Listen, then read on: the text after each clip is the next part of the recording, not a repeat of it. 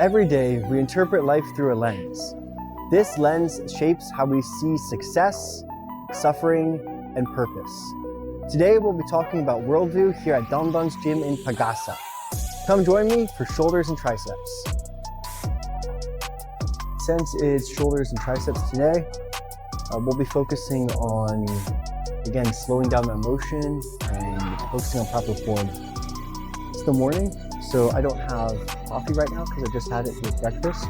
And I don't have Gatorade either because I also had that with breakfast. So it looks a little bit different, but consistency is still the same.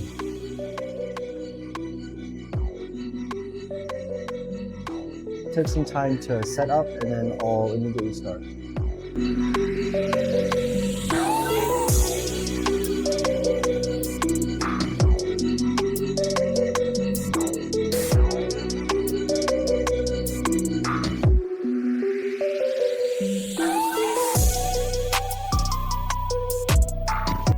And now on to the first rotation. So this will be 4 or 3 with the drop step.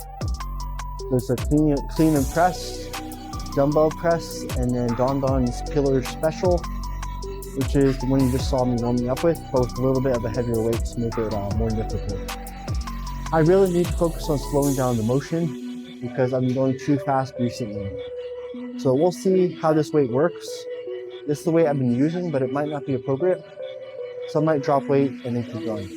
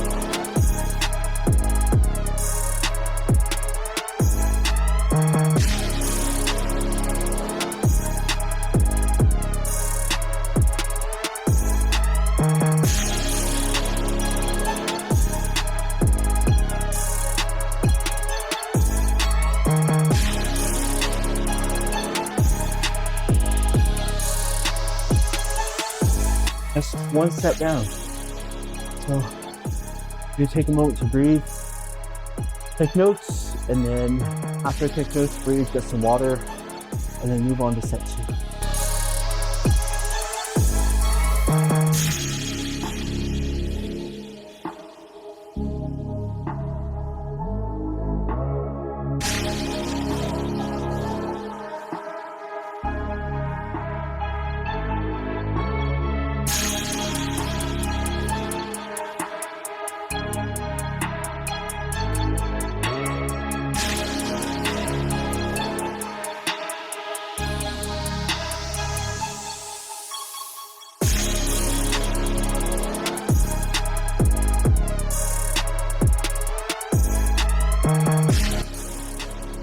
I felt very convicted about how I've been lifting.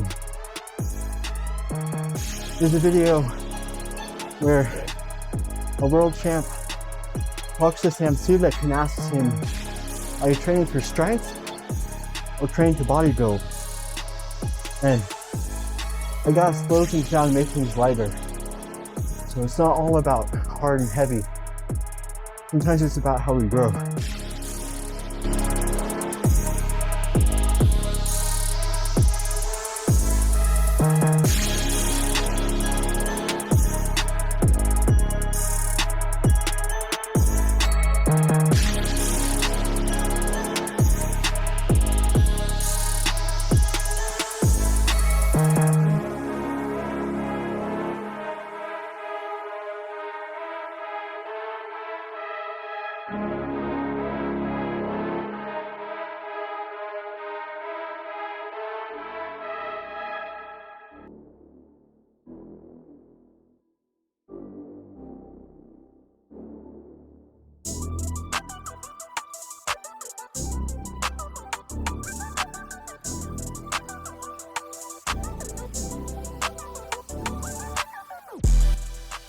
Awe determines our worldview. When God is in the center, then everything is in focus. Life makes sense. When He's not, we start to become confused. Life feels fragmented. Awe of God aligns us with the correct way to see the world. In set 3, I'm going to do a drop set, but obviously I can't drop because these are 50-pound weights. So what I'll do is I'll go from here straight over to the seated press, and then I'll do seated press with angle. The difference is this seated press is almost 90, like this, whereas the one with the dumbbells is more angled in like this, like a 45. So I'll do as many reps as possible, and then I'll go over to here and burn out, because then I can drop the weight a lot easier. But then I'll finish up with the dumbbell seated press.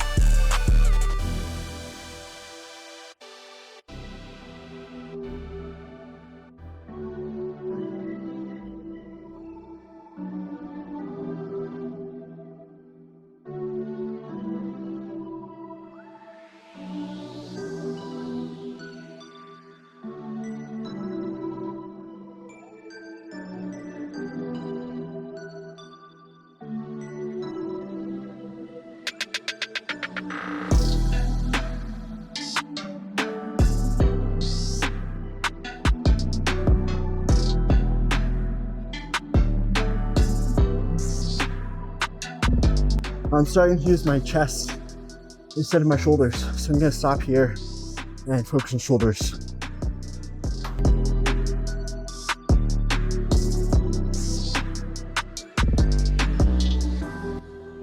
All right, from here I have a notepad, water break, rest before starting reverse flying shrugs.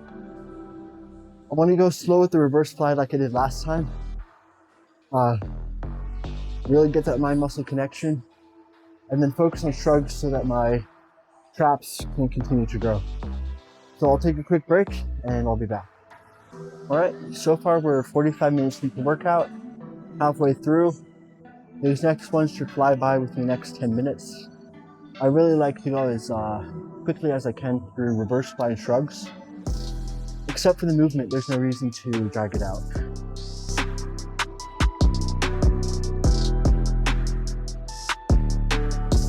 All right, when I set up the reverse fly machine, to me, what matters most is how long I can stay in the stretch. So, to keep it very simple, the bench goes to where my legs are 90 degrees. My legs are about 90 degrees down, right? On almost all of the equipment here, we're set up at 90. We're not kicking back too much. We're not leaning all the way back here. We're not doing some strange positioning like that.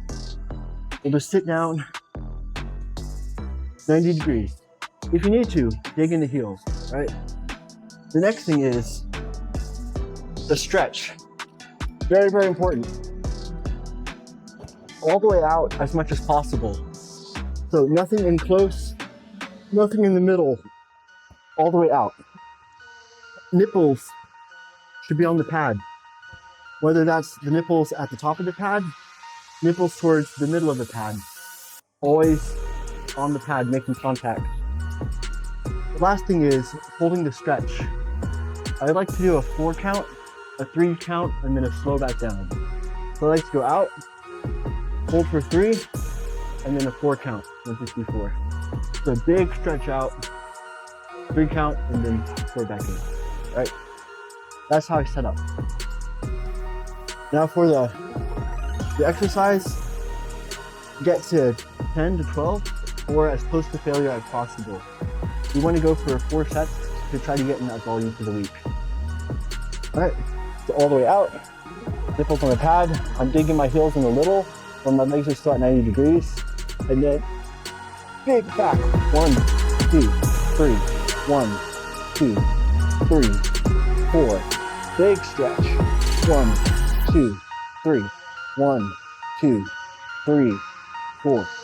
Big stretch, 1, 2, 3, 1, 2, 3, 4. 3. Big stretch, 1, 2, 3, 1, 2, 3, 4. As soon as I'm done, I like to hop on shrugs. We're not using straps, we're still using grip strength.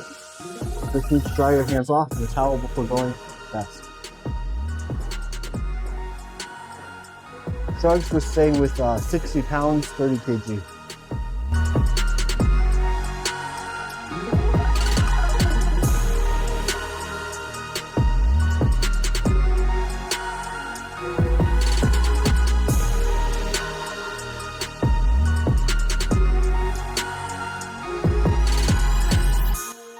Still on time. Each set of 2 is taking about 3 minutes. So 4 sets should be about 10 minutes. I can definitely fit in there. So I'm gonna take a breather, wait for about 30 seconds to be up, and then go back at it.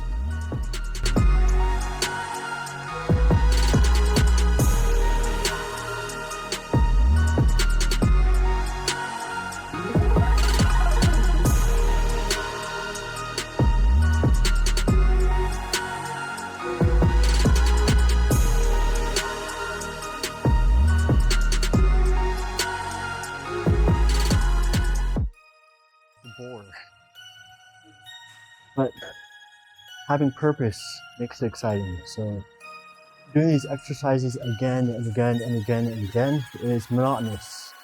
But the purpose is what fulfills us. So loving God, loving our neighbors. That's how we survive these boring times, right? I used to work in call center for 2 weeks. I worked in a call center in California. A family relative had me working their Subaru dealership. When I worked in the call center, I had that stack of files. Open it up, see customer's name, see the phone, see information about them, call them, let them know that their car can be checked up for free to see what problems are. And my goodness, people were so mean, so rude. It was so monotonous. But I learned a lot in that monotony. I learned that even when other people don't believe in the mission or other people don't understand the mission, I can still continue. So I have a responsibility to provide for my family. So that's how I endure the boredom. Loving God, putting Him first, keeping a good attitude, and then loving my neighbor. Using this as an opportunity to provide for my wife, my future baby, and my family and friends around me. So we can survive boredom if we have strong purpose. This exercise, I mean, my goodness, it might be edited to look really fun and exciting, but after some months, it gets very monotonous. So keep the vision in mind, keep God at the forefront, and remember that it's more about the journey than the competition stage. Tricep pushdowns with the straight bar, and then doing rope pushdowns too, or rope pull downs. There's a set of dips between, so I'm going to be running back and forth between these two. So the dip machine is actually downstairs. So I'm going to do all 4 sets, but push down, pull with ropes, head downstairs to dips, and then come back up.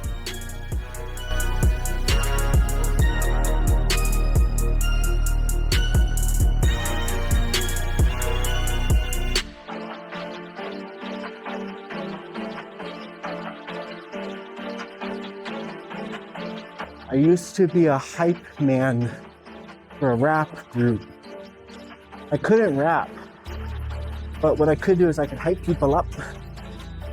So I'd be the guy saying, whoa, yeah, come on, that's it. And wave my hands to the crowd, get them hyped up. This is my last set of dips, and then I'll be done with the workout for today.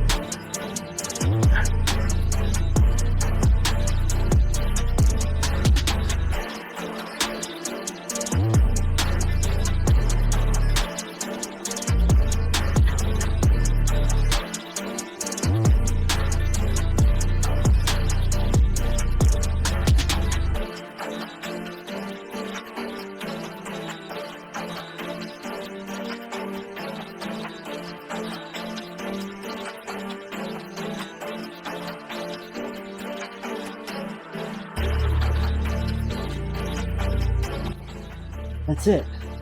Okay. It's all the workouts for today. Awe determines our worldview. How do you interpret your challenges? Do you interpret them through the eyes of a sovereign God or through time, chance, and fate? My question for you, my challenge for you, is to reevaluate your worldview and to see how God is working in your life, even in your own difficult situation. Thank you for joining me in Bacol Gym Philippines, Taguig City Edition. Thank you again to Master Dondon Corduna for hosting us at a gym in Pagasa. Until next time, I'll see you.